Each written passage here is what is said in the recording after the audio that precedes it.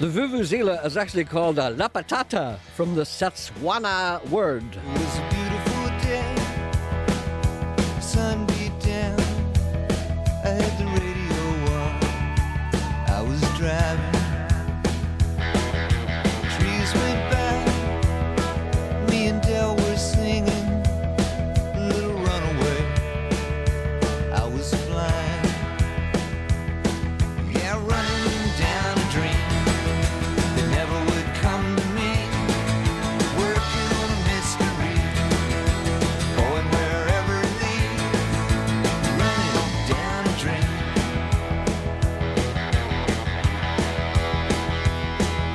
I felt so good, like anything was possible, hit cruise control and rub my eyes. The last 3 days, and the rain was unstoppable. It was always cold, no sunshine. Yeah, running down a dream that never would come to me. Working on a mystery, going wherever it leads. Running down a dream.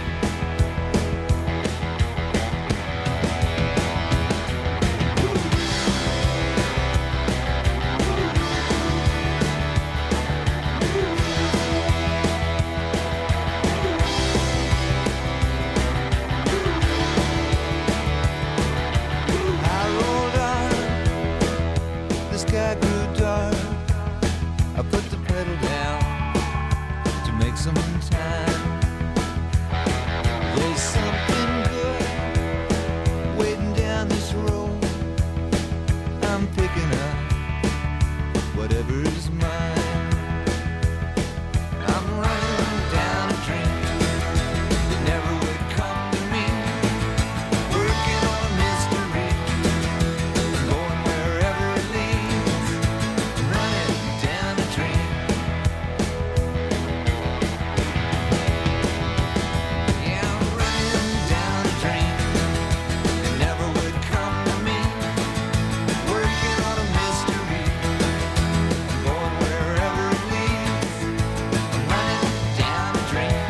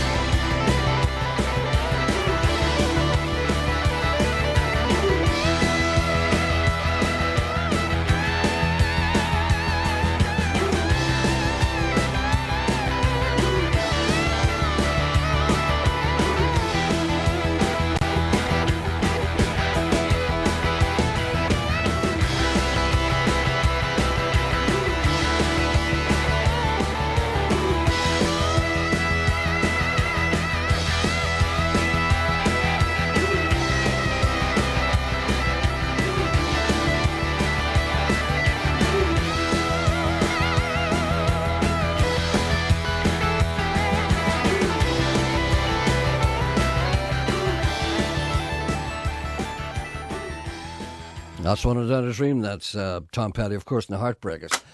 Good morning, Gerald Michael Anderson here. The numbers to ring if you want to contact this programme, and it's not easy. 08459 555 678. The email address is jerry.anderson@bbc.co.uk, and the text messaging service is 81771. Yeah, that's it.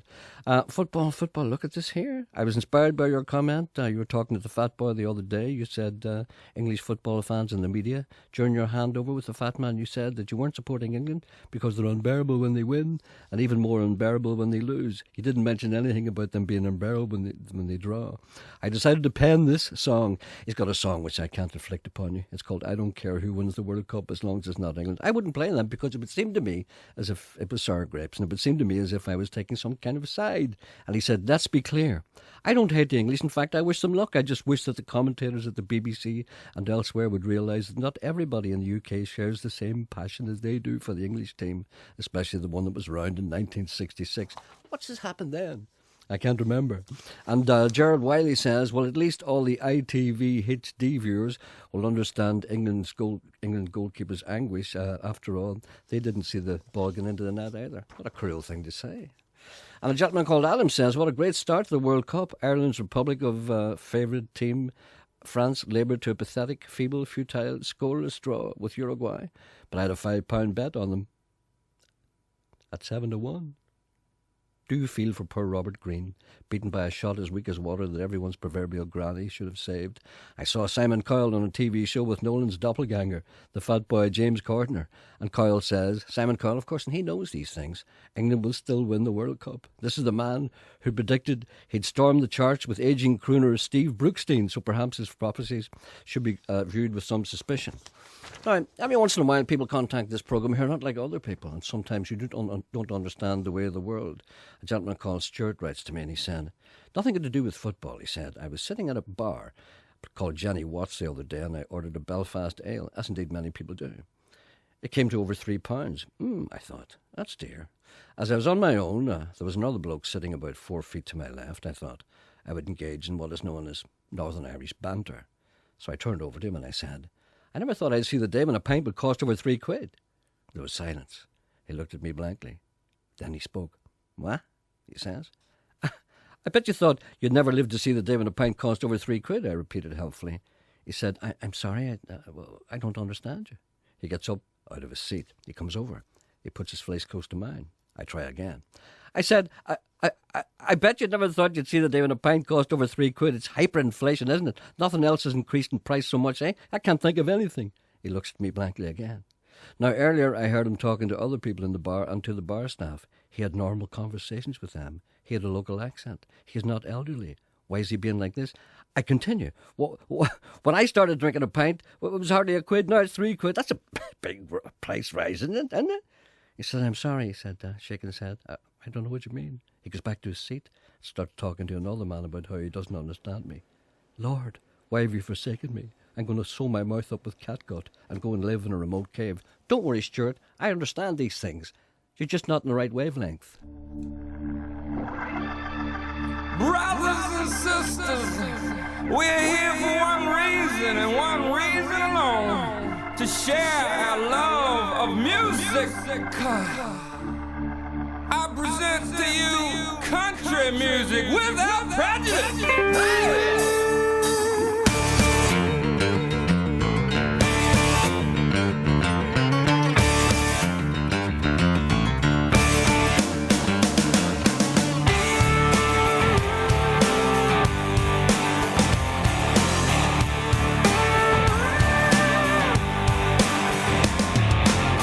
Country boys don't rock and roll. Yeah, the record man told me so. You'll never get it on the radio.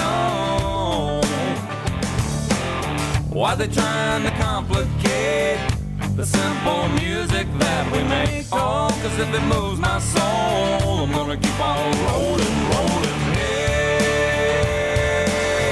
just wanna hear everybody sing at the top of your lungs till the windows break. Say hey, hey, hey.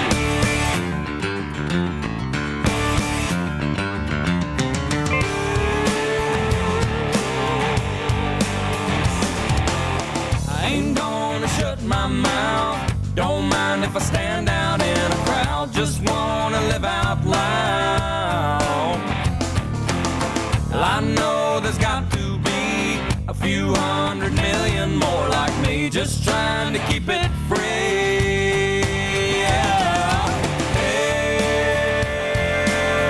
just wanna hear everybody sing at the top of your lungs till the windows break. Say hey, hey, hey.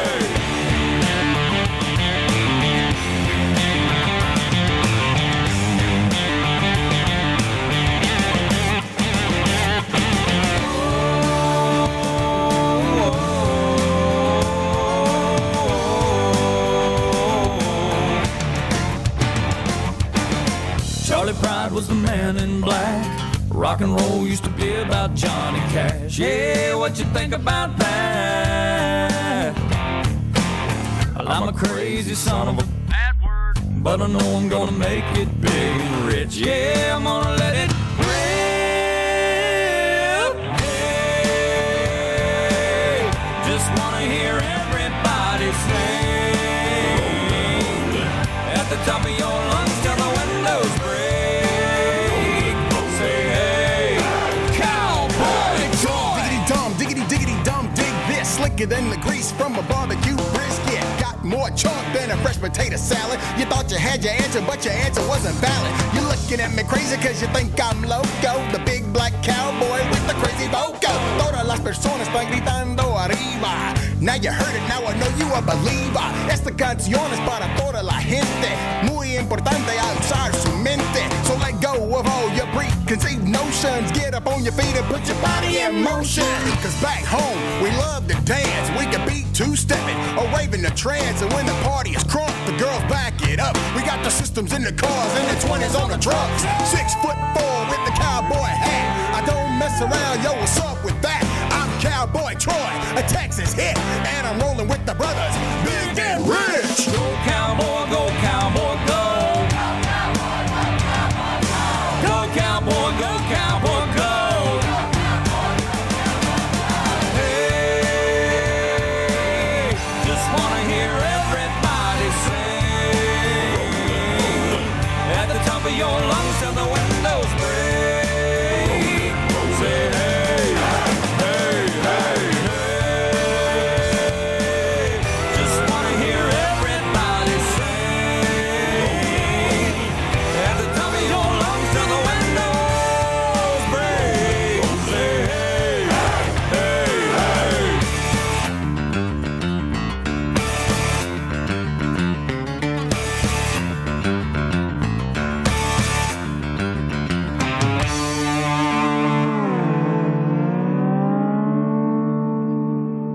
You have to wait until that's really finished. That's a song called Rollin'. That's the Ballad of Big and Rich. That's from an album called Horse of a Different Colour by Big and Rich.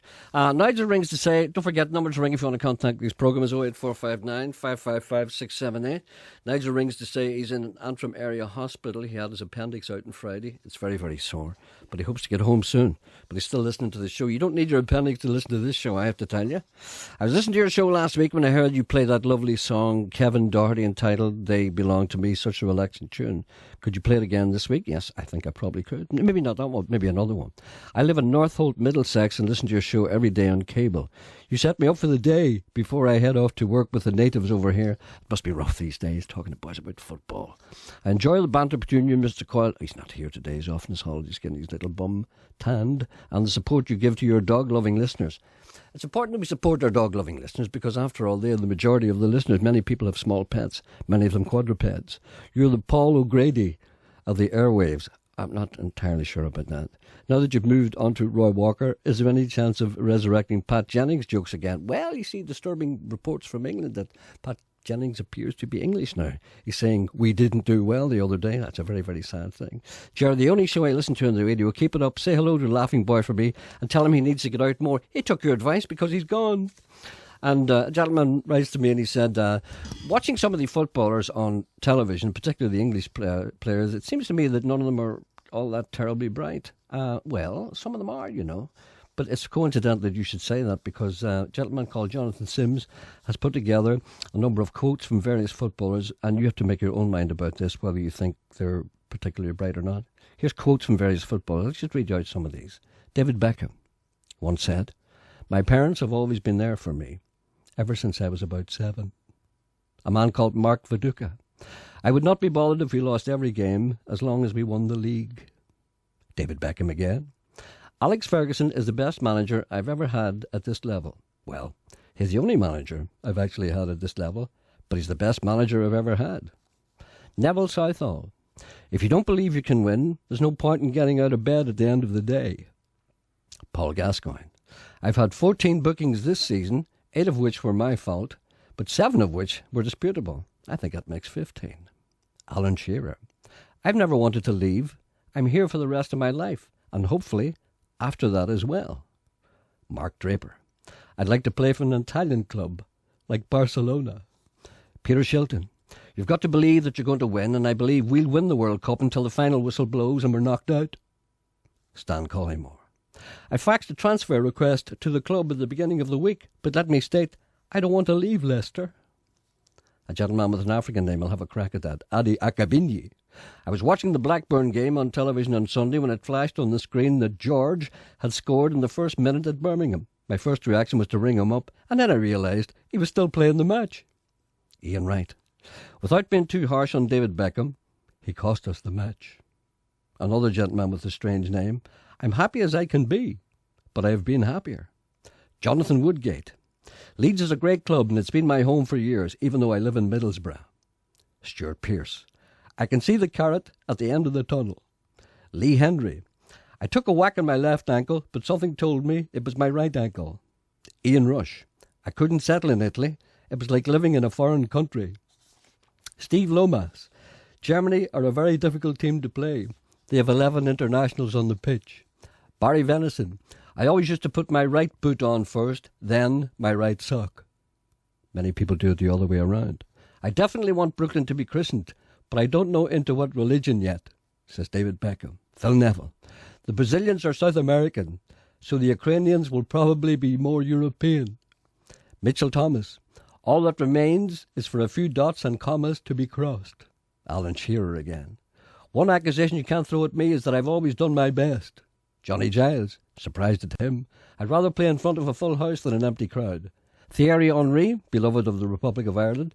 Sometimes in football, he says, sometimes in football, you have to score goals. Well, you know, I agree with that.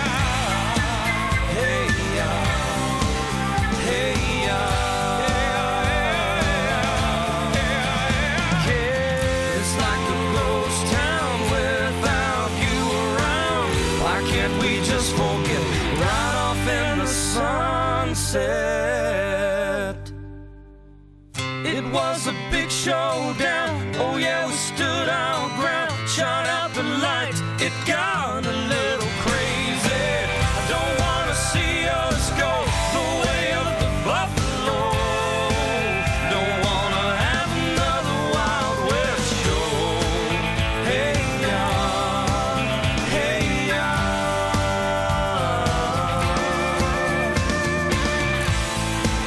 Hey yeah, hey yeah.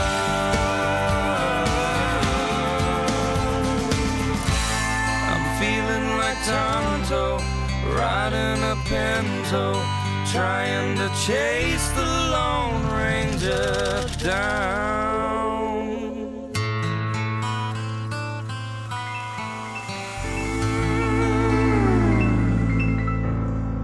Well, I played it accidentally, to be honest with you. That's a second track called Wild West Show from an album called Horse of a Different Colour, which I played the first track of a while ago. That's what's called a mistake. Good morning, Golf Michael Alpha. That's my name now, of course. I used to be called the General Medical Association. Golf Mike Alpha is, of course, Gerald Michael Anderson. Listened to the show the other day, and you discussed nicknames. Reminded me of one that made me really laugh. It surfaced recently in a newspaper somewhere in Middle England, but I first heard it a couple of years ago in Scotland. It was in a small town. They got a new police officer who was barely 5 foot tall. Of course, the cheeky locals started to call him Laptop because he was a small PC. Thank you very much for that. I don't wish to know that. Speaking of nicknames, one has occurred to me since your recent Hugo-esque outside broadcast from the Balmoral show, which you seem to believe was being held in the RDS. See, I don't know the difference between the Balmoral show and the RDS. It all looks the same to me. I close my eyes when they leave me there. After listening to this Balmoral special edition, all I can think of is Mr. Coyle, your sidekick, the bovine bull caresser. We won't go into that. We've talked about that at great length. And as he's not here, it's not fair to explain his relationship with bulls. Now for the complaints section. For the love of God, please do not tell the story about Elvis and his pigeon toes for at least another 3 shows. If I hear this story for the 6th time, I may be forced to turn to Catholicism, cancel my licence fee, take sailing lessons, join the RNLI and tune into Cool FM every day. Not Cool FM every day. No, you can don't cancel your licence fee, take sailing lessons, join the RNLI, but no, don't listen to Cool FM. They'll make you go on a yacht and you'll be marooned. Finally, I've just finished your recent book. Oh, I can't talk about that. Oh, dear, I can't. Of course I can't. No. It's a great read. I think it should be included in the national curriculum for all secondary school children. Oh, I shouldn't really read that. However, I'm also aware of the author's difficulty telling the correct stories with the correct endings. Are they all true? Was a girl who used to live here. Sometimes you still can hear her laugh. See her planting in the garden. See her soaking in the bath. But you let her beauty go unnoticed. You let her music go unheard. You should have listened when she told you. You should have hung on every word. Now I'm a ghost. I haunt this house and wait for love to lift this shadow. Take these withered dreams and let them go. I'm a ghost. I'm what remains. I walk these halls and curse these chains. Think about the things I love the most. I'm a ghost.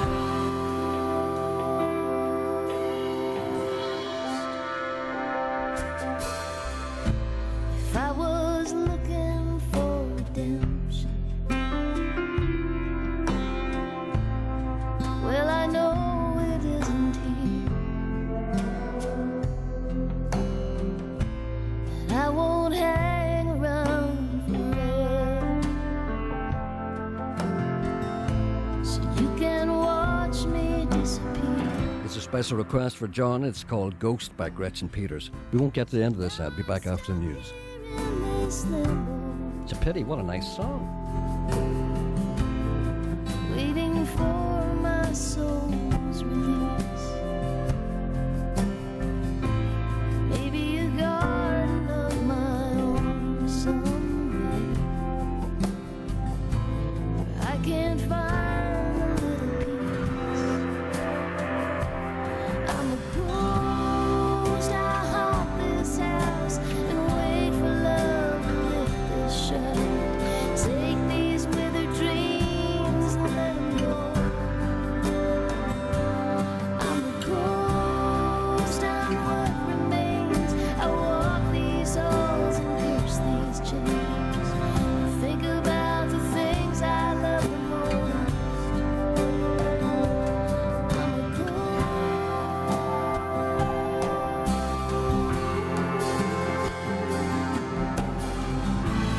It's much too late for play. On 92 to 95 FM, and 1341 medium wave. this is BBC Radio Ulster. It's 11 o'clock and with the BBC News, this is Keith Burnside. The Secretary of State, Owen Paterson, is expected to receive a copy of the Savile report on Bloody Sunday this afternoon. Then tomorrow morning, the 5,000-page document will be shown to the families of those killed and injured, the soldiers involved and some MPs and peers.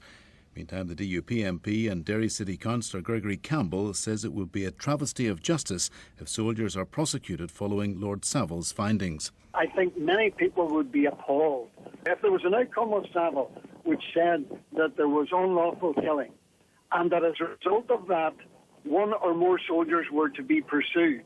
Soldiers who, in respect of every other duty, as far as we can establish, were law keepers rather than law breakers, and they were to be pursued, and others who every day of the week were law breakers. And there'll be live coverage of the publication of the Savile report on BBC Radio Ulster and BBC Two from 3 o'clock tomorrow, and online has a special section on Bloody Sunday at bbc.co.uk/Bloody Sunday. The government's due independent economic forecasting body has downgraded the prediction for growth in the UK economy for next year. The last government said growth would be 3.25% in 2011. The Office for Budget Responsibility now says the figure will be 2.6%, but it says the level of government borrowing in the current financial year will be lower than predicted. The Defence Secretary Liam Fox is promising to create a more efficient and leaner Ministry of Defence. He's accusing Labour of a shambolic approach. BP says the cost of the dealing with the massive deep-sea oil spill in the Gulf of Mexico has risen to nearly £1.1 billion. Its directors are meeting to consider calls from the US that it should cut its dividend payout to shareholders to help fund the clean-up operation and compensation claims. BP shares have fallen by 3% this morning.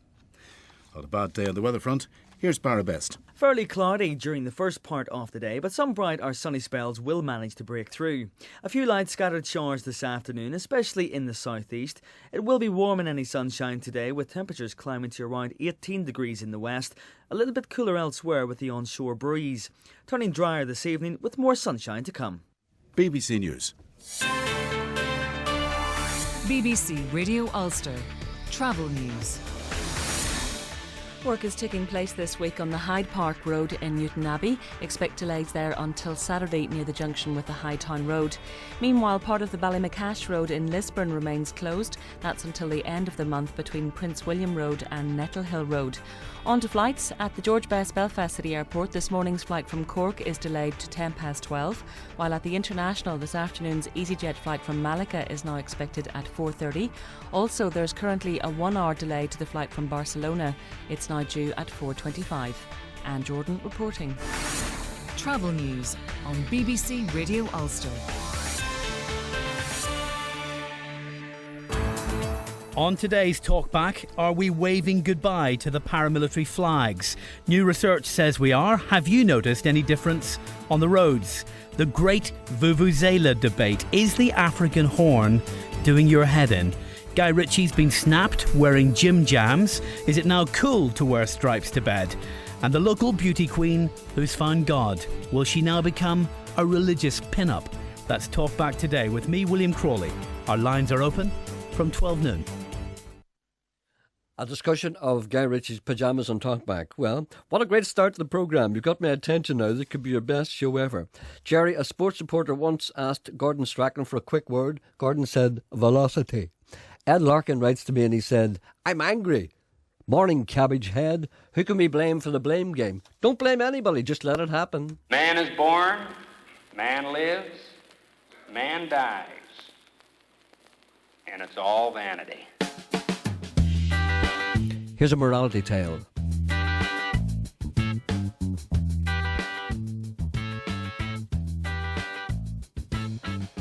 And that's about the way it is in the merry-go-round. You get on,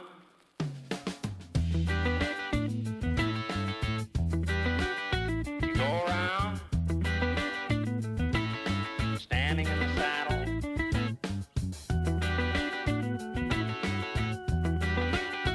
Man is born,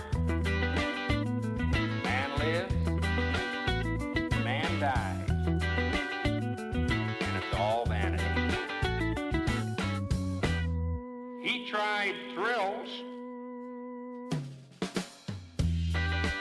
He said, I gave myself to enjoy pleasure.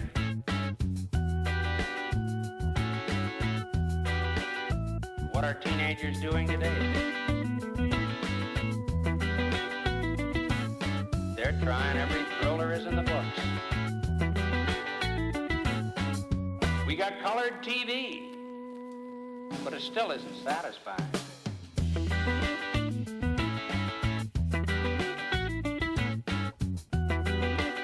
Man is born, man lives, man dies,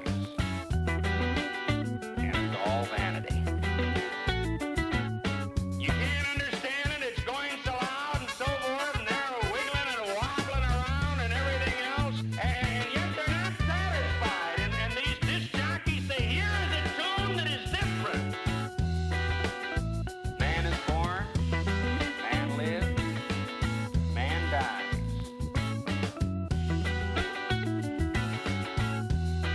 And it's all vanity.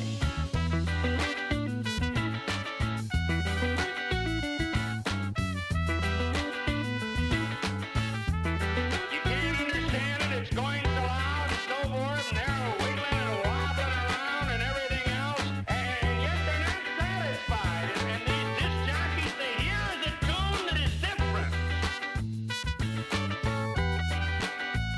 Here is a tune that is different. Man is born, man lives, man dies, and it's all vanity.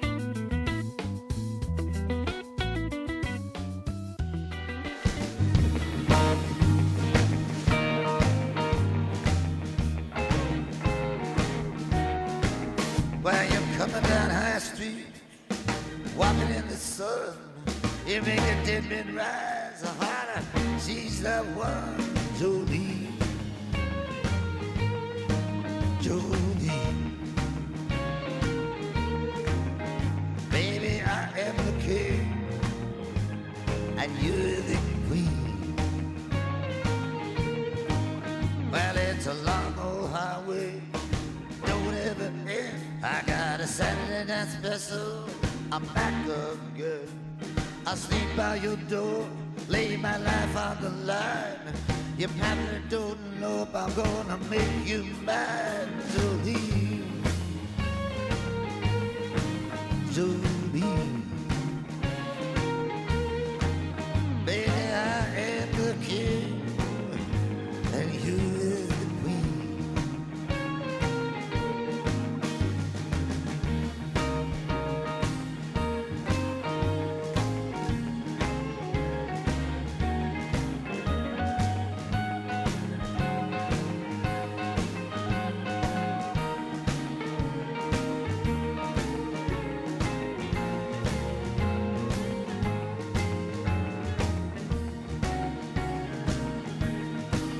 I keep my hands in my pocket, I'm moving along. People think they know, but they're all wrong. You're something nice, I'm gonna bat my dice. I can't say I haven't paid the price to leave. To leave. Baby, I am the king and you is the queen. Well, I found out the hard way. I've had my fill. You can't find somebody with his back to a hill. Those big brown eyes, they set off a spark. When you hold me in your arms, things don't look so dark. To leave, to leave. Baby, I am the king, and you're the queen.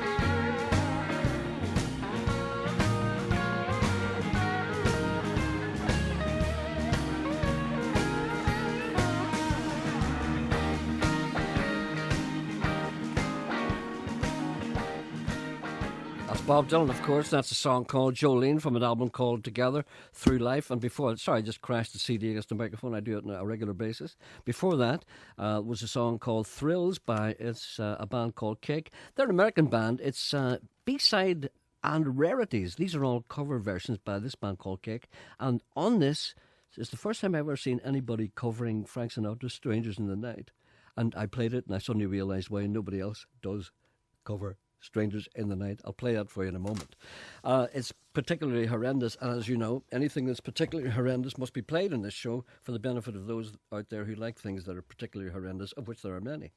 Some time ago, I asked you to define, said Leonard, to define the difference between an Egypt, a complete Egypt, and a buck Egypt, which you kindly did on air. I think it's important to get our terms right. Recently, when I was listening to one of Hugo's outside broadcasts, I was reminded that there is a further category, that of awful Egypt. Could you please expand your... No, it's the same as a buck Egypt. Can't catch me like that. Hello, good morning. Hello? Yes, good morning. Who's this, I wonder? This is Michael. Michael, how are you today, Michael? I'm very well. Is there anything a man can do to make your life easier today? Indeed, actually, because I'm actually rather tired. Last night I was taxi home about midnight. And, yes. You feel a little fatigued, do you? Yes, a little bit. But I basically left. I was a bit of a buck Egypt myself and left my iPod in the back of the taxi. Now, I then went out on my motorbike for the next 3 hours and found the taxi driver, but the iPod was gone. So basically, if anybody happened to find a large black iPod in the back of a taxi, I'd be offering a cash reward, no questions asked, because it had a lot of photographs and work on it that I'd very much like to get back. Sounds to me as if the person who found that iPod neglected to tell the driver and slipped it in his pocket. I think that might have happened, yeah. But he may have had drink taken, had no idea what he was doing, and probably had no intention of stealing it. Exactly, yes. And when he wakes up the next day, he'll realise that he's done a poor man, namely you, a certain degree of harm, and will feel guilty and throw himself down on his knees and ask God's forgiveness, and will listen to this radio and realise that it's up to him to make sure that you get that iPod back. Indeed, hopefully, yes. We'll make these people feel guilty if it's the last thing we do.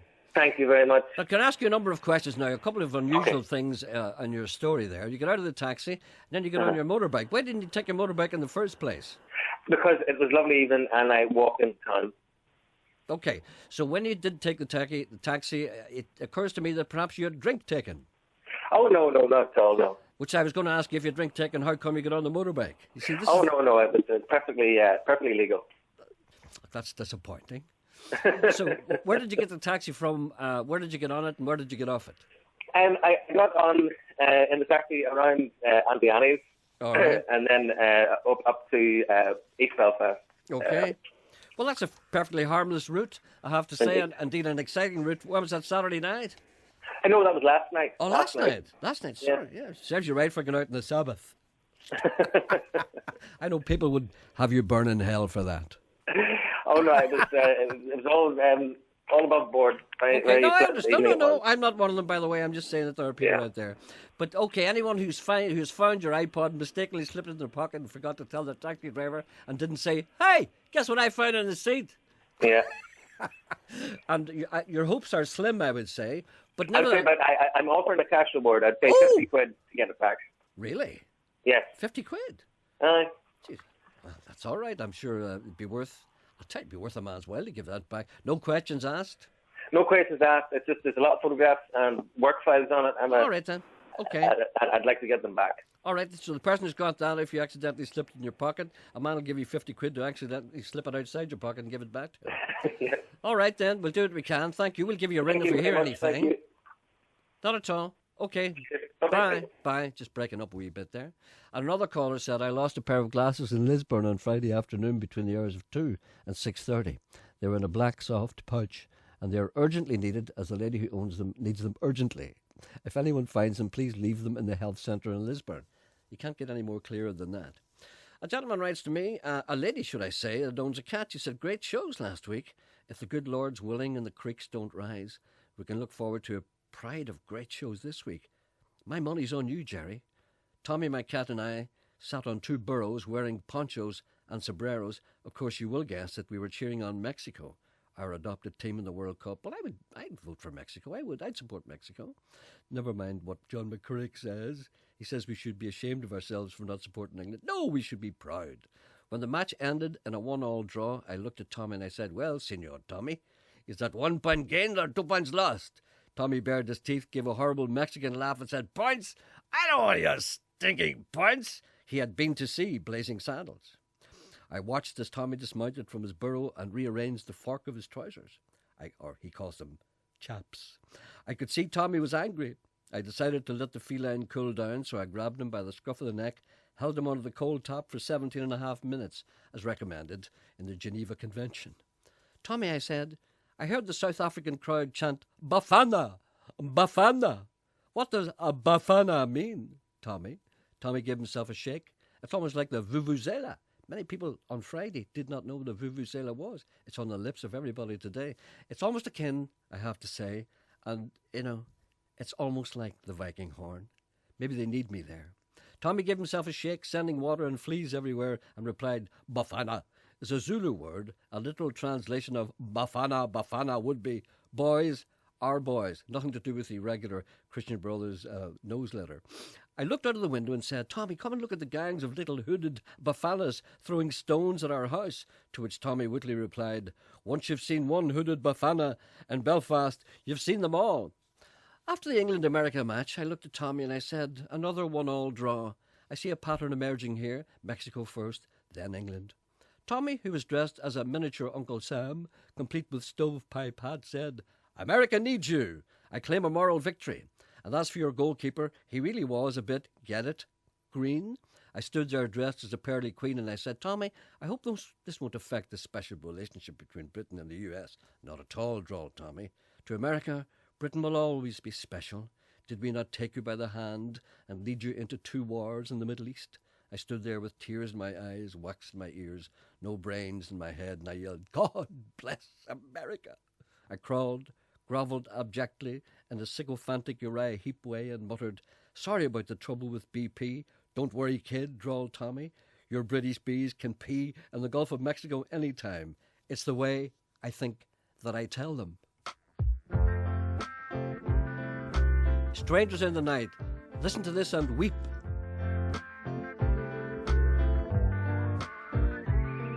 Strangers in the night, exchanging glances, wondering in the night, what were the chances we'd be sharing love before the night was through.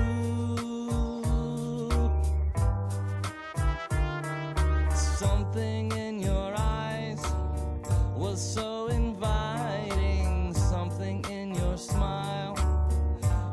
so exciting. Something in my heart told me I must have you. Strangers in the night, two lonely people, we were strangers in the night.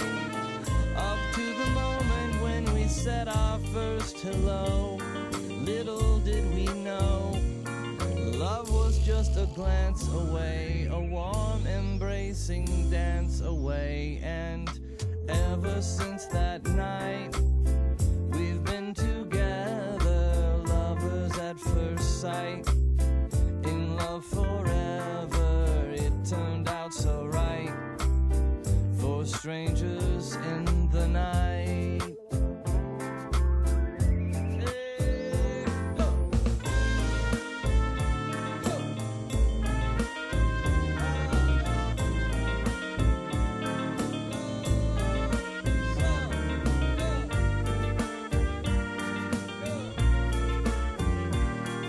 Love was just a glance away, a warm embracing dance away. And ever since that night we've been together, lovers at first sight, in love forever. It turned out so right for strangers in the night.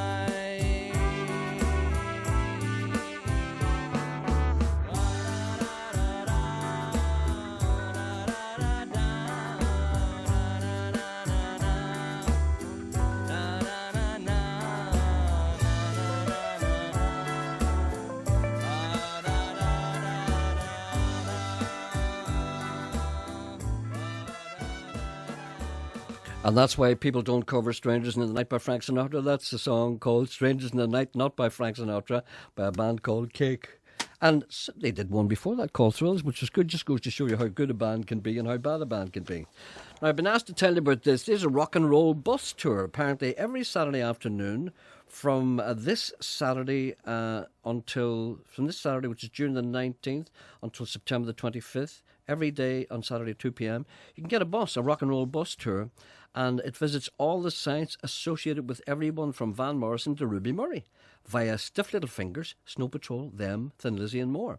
From the Ulster Hall where Led Zeppelin gave Stairway to Heaven its world premiere, of course we all know that. Or maybe we don't. The first time Stairway to Heaven was ever played was in the Ulster Hall. They were trying it out because it didn't matter what it sounded like, because it was only us. And where the Clash provoked a riot in 1977 to the scene of the old Wizard Studios, Mr. Undertone in there. Well, the Undertones recorded their punk classic Teenage Kicks, and you can get tickets from the Belfast Welcome Centre. And there's a number here if you want to ring. I would get on that bus if it's a good day, especially on Saturday. The number is Belfast 246609. That's 90246609. That sounds good. I'd go on that myself. I went to the dentist today, said Tracy, to have my fangs polished, as you do. And as usual, the dentist had a lovely supply of Ulster Tatter to take my mind off what was ahead. Imagine my surprise and delight to discover in the June 2010 edition of Ulster Tatter featured not only people wearing penguin suits, some of whom were vaguely recognisable, but also your lovely self, yes. The linen... I can't talk about this. Oh, no. No, the Linen Hall Library is a richer place for your generous gift of your works. You being a recognised author puts you on an even taller pedestal than before. I can't read this. I can't read. Someday I'm going to join the Linen Hall Library because I think it's somewhere I might really appreciate.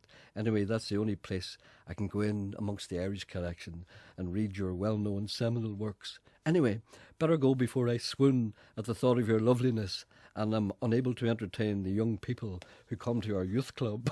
I don't know what to make of that.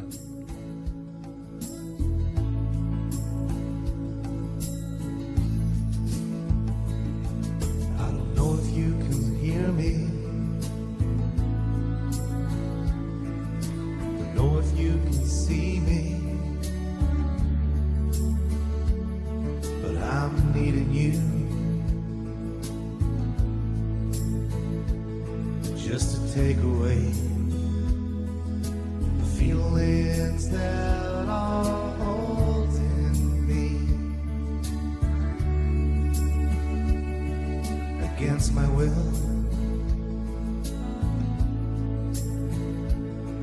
You could always understand me.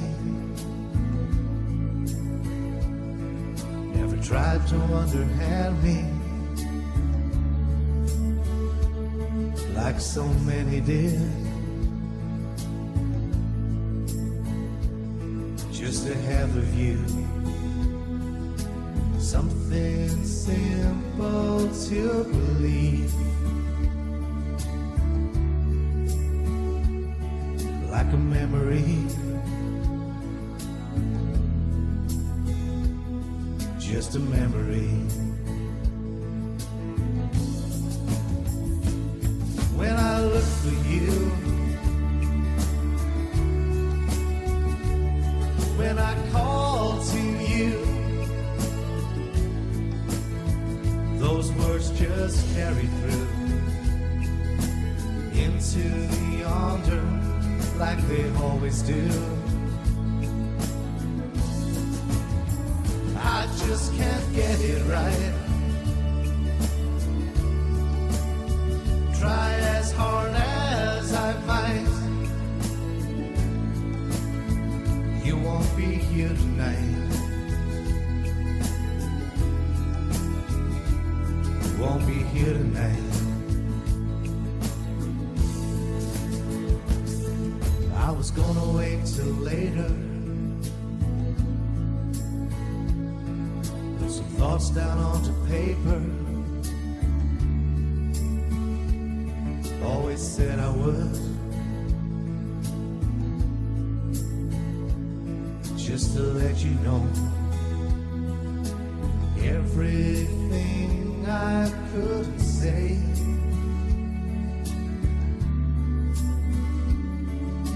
Yesterday, I'll go on with what I'm doing. Train that isn't moving or going anywhere. You were the fire in me, the power to be what I could be. You were next to me. You were next to me. Now when I look for you, when I call to you, those words just carry through into the yonder like they always do. Just can't get it right. Try as hard as I might. You were my shining light. You won't be here tonight. You were my guiding light. Wish you were here tonight.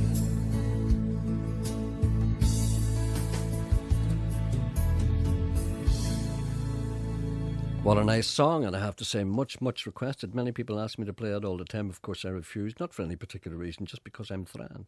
But I play it every once in a while. The reason why I don't play it so often, because I usually lose it, and then I come across it and I say, oh, look, I haven't seen that for a while, I'll play that. That's Barry Fleming. That's a song called Guiding Light. Mischievous people sending me emails saying, why don't you mention Led Zeppelin's Stairway to Heaven? That was premiered in Belfast. It was. Why don't you do the words as in Seamus Heaney? No. And also, what about Horse in India, Cynthia? No, you can't do that. When I ask her what she's having, you should have heard her shout, I'll have another double vodka, another pint of stout, and a bag of cheese and onion, and then I'll have a pea. Says I, horse it into you, Cynthia. Well, you're the girl from... No, I refuse to do that. It's a travesty. Instead, I'll read a little poem called Learning Belfast. Under a dark and glowing sky, to Belfast I went to buy a tie. The shop girl said to me so shy, do you want that in a wee bag now? I felt like asking what or why. She saw the confusion in my eye. and once more gave a plaintive cry. Do you want that in a wee bag now? An old codger who was standing by coughed and gave an old man's sigh, and then to me the codger did cry, Do you want that in a wee bag now? I stood there looking at the tie, the shop girl looking oh so shy, said a policeman who was going by, Do you want that in a wee bag now? A crowd appeared, this is no lie, led by a man who had a sty. 500 people began to cry, Do you want that in a wee bag now? I dropped the tie, ran out the door, bought a tie at another store. I smiled as I lit an illegal fag in a doomed attempt to avoid a bag. Oh, strange are the people of Titanic City, with their baps and their fries, they sure rake in the dough. But beware of the people in Titanic City, they speak a language that the stranger does not know. Please play the song that the Derry is putting forward to be our City of Culture 2013 by Brona Gallagher and Paul Casey. Here it is, it's called Our Town. Deep in my heart, that strong emotion brings me home to you. This is our town. I'm gonna live it. This is our town. Don't you forget it.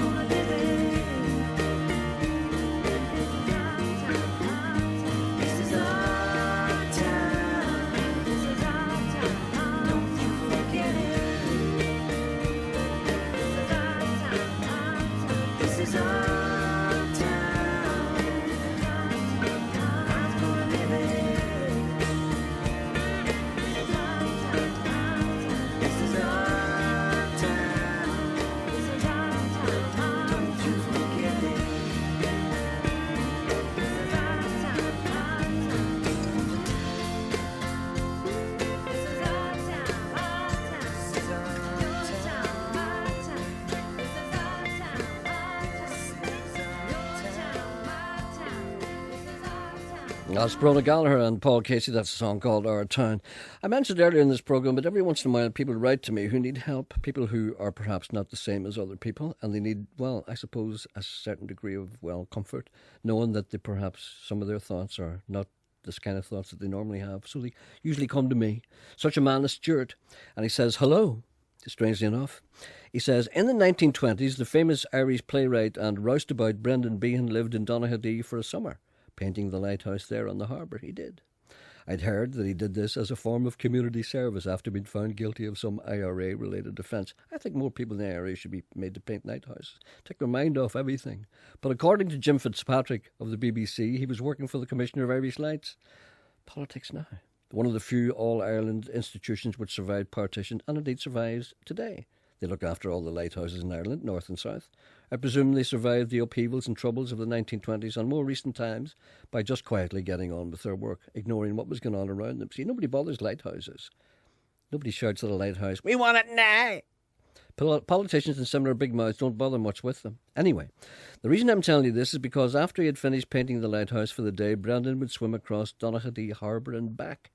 He was a great one for swimming, was Brendan. Now, according to a prominent local broadcaster on Radio Ulster, namely yourself, someone once asked him, Behan, not the broadcaster, why he liked swimming so much. He said, "I don't know, I just do." No, that's not the way it happened.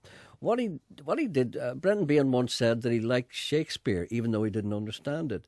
And the fellow who interviewed him says, "I can't understand why you like Shakespeare if you don't understand it." He said, "It's the same reason I like swimming.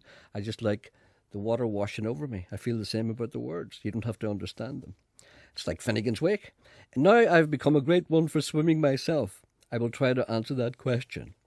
All winter long for the last year I've been doing lane swimming at the local pool in Bangor for about 5 days a week, sometimes more, up and down, for 50 lengths or more. I usually stop when I get bored because it does get boring. Or if too many other people get in the pool and block my way. I try to go when there aren't many people in there. I'm the same myself. I don't like people seeing me. Some of them are just there to clown around and have fun. That's okay by them, but they get in my way. I don't like people having fun. It gets better.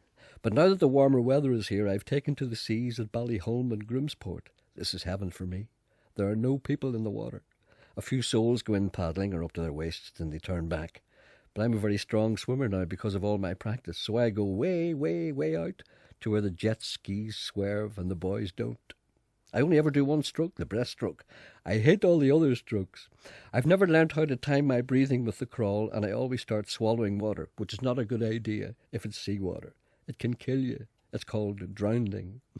Butterfly just looks overly complex, so I've never tried it. Backstroke is okay, but the waves at sea tend to go over the top of your nose. You see, waves don't know they're going up your nose. With the breaststroke, you can keep your head above the water the whole time if you choose to do so. Or you can do a more powerful version where your face goes under the water, but not for long, because that makes you drowned as well. And then you die.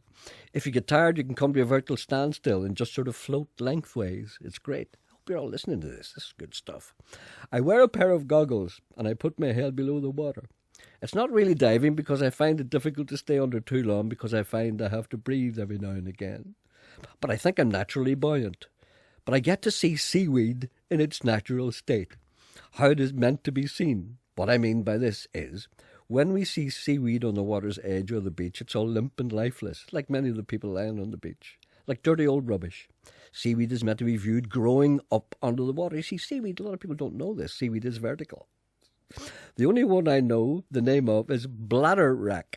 Sounds like something that you would suffer on a Sunday morning after a heavy night in Bradbury Place, but it's called bladderwrack. It grows like a black bush underwater. I love two of those, swaying in the current. Then there is one like a long translucent reed growing straight up like a reed. That's why it's called a long translucent reed. There's a green one which moves wildly back and forth like young wheat or barley in a strong breeze. And there's one with this thick brown stem and big leaves at the top. It looks like a miniature underwater palm tree. I bet you no one you know has ever described seaweed underwater to you before. This is a very special day here. Sometimes I swim out to yachts moored on the bay, but the people in the yachts snub me. They don't like me being out there because they want to go out there to be on their own. I'm not supposed to be there. That's okay. I understand this. The children sometimes say hello, but the adults don't. The people on the land are friendlier. They're called landlubbers. Sometimes I'll swim from Grimsport Beach to the pier and back again. The people in the pier are always surprised to see me. They often say, "Do you do this a lot?" "No," I reply. "I just got into the water for the first time this morning. By lunchtime, I taught myself to swim, and I'm just testing out the old sea legs this afternoon. Tomorrow, I'm swimming to Scotland." The other question they always ask is it cold in there? Well, it's always cold at first until you start moving a bit. I wear a thing called a rash suit. like a half wetsuit in t-shirt form. It helps keep some heat in me. My feet are always cold, though. I think I have bad circulation. I often lose all sensation in the toe area. When I get out, I bury them in the warm sand, and then I come back for them later at night. No, I just added that bit myself. Last Saturday, a jellyfish must have stung me in the toes because when I got out, they were covered in red wheels. It was more than a wee bit painful when the sensation returned, so I've ordered 3mm wetsuit socks from eBay. They're made from neoprene, manufactured occasionally at Dupont. They should both keep my feet warm and protect me from strangers. Oh, sorry, stingers. Those are jellyfish. I thought he said strangers. They're beautiful but terrifying, as indeed many strangers are. Anyway, why do I swim? The answer is obvious. It makes my body very toned and muscular, and women like that. I swim in order to pick up women in bars. That's pretty much why I do anything. I look back to land from the ocean, I see all the joggers in the promenade, and I feel sorry for them with their red faces and their poor joints and their wee shoes. Come out and join me, but don't get too close. Regards, Stuart. Stuart, I look forward to hearing from you again. Check out the fake Jackie Fulton profile. Well, he better not have a fake profile now that he's got an MBE. I won't stand for it. Oh, that's the wrong thing.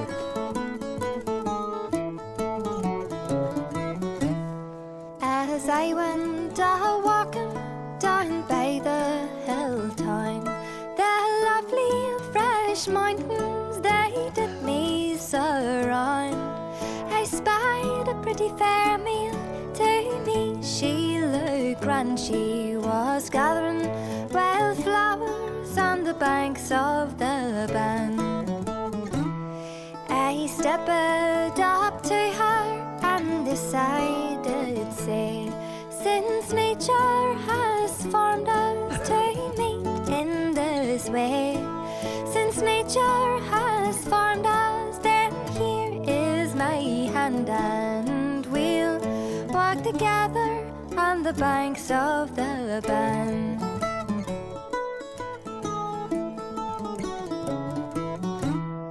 Then into a corner where the change it took place, I knew by the flush that appeared on her face. Her feet they fell from her on that soft bed of sand, and she fell into my arms on the banks of the Bann. Now, young man, you have wronged me, come tell me your name, so when my baby's born, I may give it the same. My name is Willie Archer, and you must understand, and my home and habitation lies close to the Bann.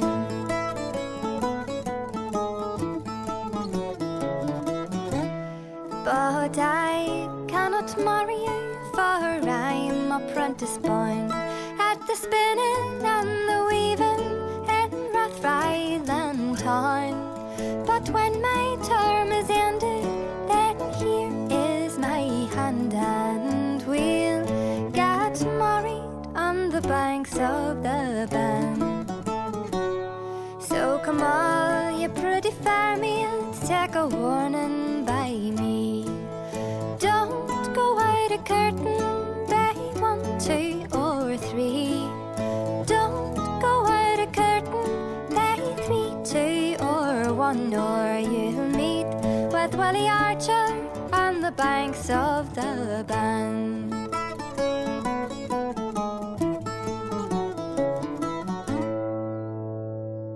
Now, that's a great singer. She's Marion Green, and that's an album called Dear Irish Boy, and she made that with Andy Irvine. And you want to see in the photograph in front of that, she is one beautiful girl, but she is Danish-American and she lives in Copenhagen. She's the only, not Danish-Italian, and lives in Copenhagen. She's the only Danish-Italian person I know who sounds like a from Donachmore. But that's a tricky thing to do. A gentleman called Rodney says, "Hi Gerry, I've been laid up all weekend with a bad back, a bottle of Jameson and certain herbal concoctions." Well, I hope you didn't get them where I think you got them. Somewhere along the way I managed to put these lines together. The halls of Balmoral were decked out in floral. Outside brood mares and ponies, while down on the lawn the excitable Sean inspected the building. Good morning. Hello? Hello? Yes, who's this? Are you speaking to me? Yes, I am indeed. Sorry. This is gentleman here. I'm sorry, love. I should have said hello, but I'm so excited. That's all right. I'm sometimes very rude. Well, you're great fun in the morning. It's the way I was reared. Yes. There's no class well, about me. I just wanted to say I love that Barry Fleming record you played, Guiding Light. Isn't it nice? Yeah, it really It was is nice. beautiful. I hadn't heard it before. Yeah, No. I used to play it quite often. Then I keep losing it every now and again, as I explained to the listener. Oh, And it's lovely. whenever I find it, I play it again, and then it disappears Yeah. for another week or so. Well, could I ask you to play one for me, especially? It's by Dominic Kerman, Yes, and it's called There's a Hero in Every Heart. that's right. As a matter of fact, I was talking to Dominic last Friday, and You- I you think we played it played last that. week. Yeah, I played it Yeah, last and week. it was absolutely lovely. So I'd love you to play it especially for me today. Well, I don't have it with me. Oh, do you not? Will you play it another day? I will actually. I'll tell you what I'll do. I'll play it on Friday because I'll tell you what I did. Dominic very kindly left that in to me in Belfast on Friday before last, Yes, and I left it there, so I forgot it. So I'll play it. I'll play it on Friday. that'd be lovely. And what about you? Do you know Dominic yourself at all? I don't, and I have listened to him now and again, but this was my favourite. I don't usually listen to him. That's all right. But No, I he's a must say, fine. when I heard it, I thought it was absolutely lovely. He's a fine singer. He does a lot of stuff which I don't particularly like, to be honest with you. But I mean, that song that he does, that song. Yes, What do you call it well, again? That was the first one I think I liked. Oh, that's a really good But song. I yeah. do love your choice of music, so Well, you're one of I the really enjoy your programme every day. Thank you. Well, you're one of the few. Yeah, the rest of them want to hear Horses India Cynthia. and flash the anyway. lights at me. Well, thank you very much, and all the best. Not at all. It's a pleasure talking to you. Bye, Gerry. Bye. Bye. Someone else in the line here. Hello, good morning. Hello? You see, there's nobody there now, you say. That is two. Oh, hello, Gerry. I'm sorry, love. You're very slow to answer there. I'm sorry. It's probably because I didn't speak to you. How are you? Gerry, you're very far away. Well, sometimes that's the way it happens in this old desk here. I don't know what's wrong with it. I know. It's okay. I can hear you perfectly. Don't you worry about that. Can you That's hear me good, now? I was that lady on about the Barry Fleming record. She liked that a lot. Did you like it? Oh, I had to sit down. I cried. Did you really? It was lovely. It is lovely, yeah. I haven't listened to the words so much.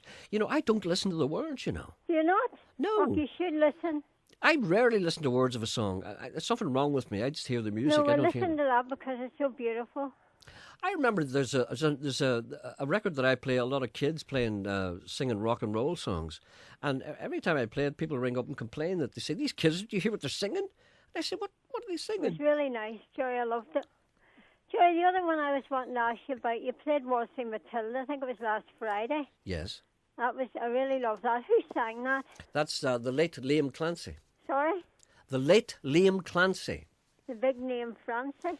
No, Liam Clancy. Oh, Liam Francie. No, Liam Yes, Clancy. Liam Clancy Liam Clancy. of the Clancy brothers. He Liam Clancy. yes. Oh, that was gorgeous. I really loved that one. He died recently, on- unfortunately. He was. Oh. I loved him. Was that the wee man with the cap? It was the big man with the cap. Oh, He the he big- wasn't a wee man at all. He was quite tall. He was taller than me. Oh, that was good. The And other I- one I wanted to ask you about, Jerry, was you played Johnny Eagles, but did Kirsty MacColl not sing that? Or some No, other girl no, sing? no. That was sung by Brona Gallagher, who actually wrote that. I know, but did Kirsty MacColl not make that record?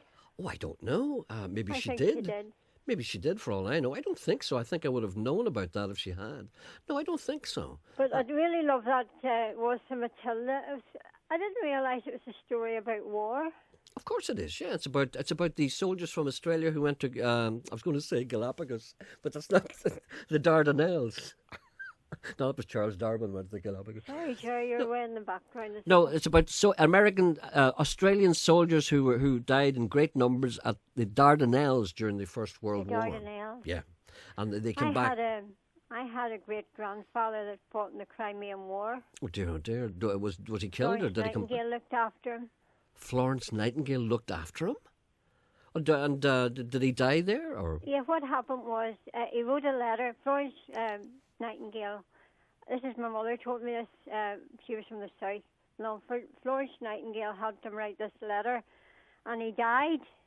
Yes. But his friend got the letter, and my great grandmother lived in Cavan. Yes. Ken went on horseback. I don't know how he got over, but he went and he took the letter to my great grandmother, and it was to tell her that her husband had died, and she ended up marrying the man that brought the letter to her. She married the fellow who brought the letter to her? Yeah, he brought the letter that Florence Nightingale had to dictate. You know, the guy dictated to her, my great-grandfather was dying. And then it was vanished that he married my great-grandmother then after bringing the letter to her. She must have fell in love or something with him. What a great story. She married the messenger. She married him, yeah. So she married the messenger who brought... I'd love to see it in a documented, but I haven't ever seen it in writing. She married the messenger who brought the letter from Florence Nightingale? Sorry, Jerry? She married the messenger who brought the letter from Florence the messenger Nightingale? who came on horseback. What a fantastic romantic story. Do you know what happened to the letter? No, I'd love to have had the letter. My mother didn't say. She kept a lot of stuff, but she didn't keep. She didn't the keep letter. that. Would you But think that she was would have the kept story that? Anyway. Okay, well, what a great story. Oh, thank you, Jerry. Thank you very much. And thank you. I really love that Barry Fleming. I was crying because it just was so. The words are so beautiful. Oh, God love you. All right then. Okay, Okay, love. Jerry. Cheerio. Cheerio, and thank you. Bye. Bye. Bye. Bye. Someone else here. Hello. Good morning. Yeah, hello. Yes. Jerry? Hello. Yeah, I'm Pat in Limavady. There's a lady on I think it was Friday, sure it was Friday, talking about a boat trip she had taken. A what? Sorry, A was boat that? trip she had taken. A boat trip. Yes. Yes. And you didn't get off the boat, and Susan McCann was the entertainment. Yes. And you were talking to her. Her husband came on first, and then she came on. But she didn't say which company or who ran it. She said there would be another one with Elvis as the main, an Elvis impressionist as the main artist. Well, I don't think Elvis is going to be on the Well, I don't think he will be, but it's the Stella Sterling, whatever you call it. No, I don't really want to tell you because that'll sound like advertising. We can't really do that. I'm not quite. I think it's a well-known shipping line do it. She didn't say which shipping line it was. I think it's. I'm not allowed to say this, but it's probably Stella. I think it's a day trip to go back and forward. Sounds like a nightmare to me. But she didn't say. And would a romantic trip. A romantic trip to Stranraer. I wonder would the lady, if the lady hears this, would she come on and tell me who ran it? Yeah, of course. Yeah. Why don't you just look it up? Are you? Can you work a computer at all? Oh, not at all. Not at all. Have you got anybody about you that's anyway computer literate? Oh, it is. Have you got anybody? Have you got anybody about you can do that? They could. Tell them to get on that. Get on the website, and I'm sure they'll tell you that stuff. Right? Yeah. It's a day. It's a day trip. It goes back and forward. Yes, and I just wondered which company. She didn't say it could have been P&O. He said I didn't know which it was. It's like a thing Hugo would be at. If there's a McDonald's not a pound in it at all, he'll be at it. All right then. See you later. Thank you very much. Bye. Thank you. Bye. Bye. Bye. I've been asked to play this song. This is a lovely song. But it's not going on, is it? Yes, it is going on. It's called They Belong to Me. I played this the other day. It's I can't remember his name. Of course I remember his name. Kevin Doherty.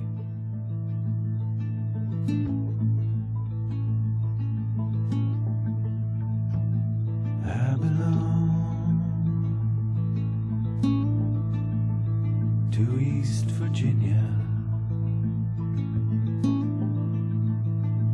I belong to Tennessee. I belong to West Helena. And they all belong to me.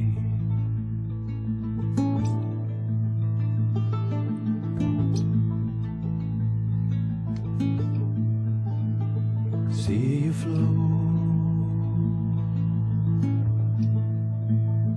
down the river.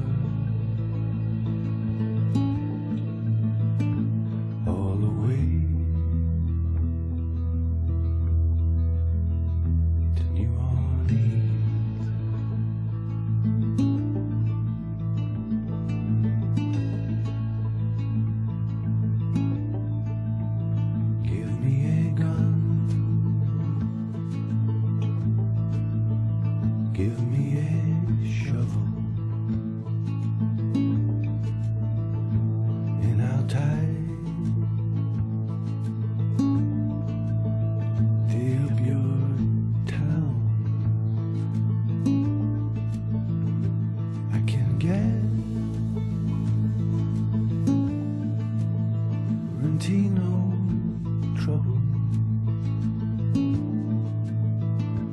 We can watch the sun go down. You can start to gather flowers by the lawn. Some railroad track. They have lost none of their power, despite the chaos and the facts. I belong to East Virginia. I belong to Tennessee. I belong to West Helena. And they all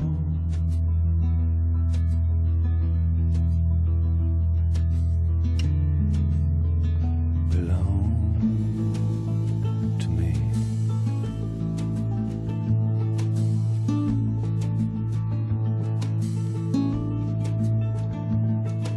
To me.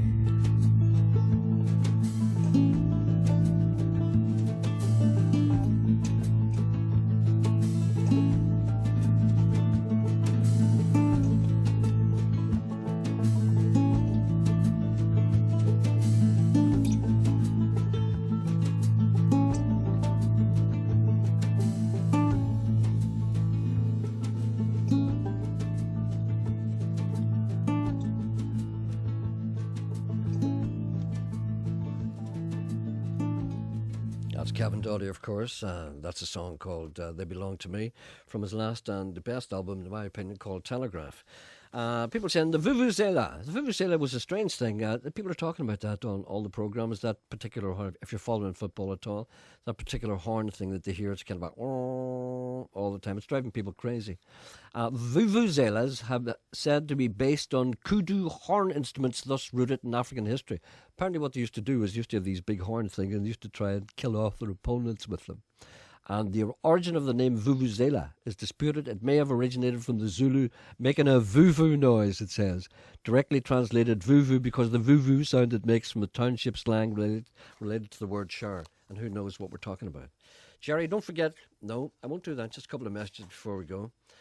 Thank you for playing Barry Fleming's Guiding Light. It was really beautiful. That song, for some strange reason, it really affects people. It really does. And the first song that Barry Fleming had, Housebound Honey, that affected people as well. So he's got a peculiar gift, I have to say. Gerry, could you please play me a Yoko Ono song? I think you're the best disc jockey in all of the United Kingdom. You're an ace of cards. I'm an ace of cards? Thank you. I've never been called an ace of cards before. Thank you. I'm not used to flattery or praise in this programme. It's alien to me. Also, please play Amos Moses by the Alex Harvey Band. You know, I've never heard of that. For my mate Graham, who was in Australia recently and was attacked while fishing by a crocodile. Attacked by a crocodile? Can you imagine? Minor injuries. Well, any man who's attacked by a crocodile and gets away with minor injuries has to regard himself as slightly fortunate. He survived to tell the tale. He made a remarkable recovery. We lost half of his arm and half of his leg. I don't call that minor injuries. He made the headlines, but a dingo would have finished him off for good. Where is Mick Dundee when you need him? I don't know if that's serious or not. Sounds to me as if it is. That sounds like a real guy who was actually attacked by a crocodile. I think I remember reading something about that in the paper. Is that the guy? Any chance could you read the poem about the man putting on his trousers? Well, I try and keep that for a Tuesday. And please play something else by Brona Gallagher singing He Doesn't Love You Girl. I've asked loads of times, but was ignored by Sean. Well, you see, Sean usually ignores the general public. I don't speak ill of him while he's not here, but he does. Gerry, I think you'll find that it was Tom Waits who sang Waltz Matilda and not David Dunseith, as you said. It was a joke.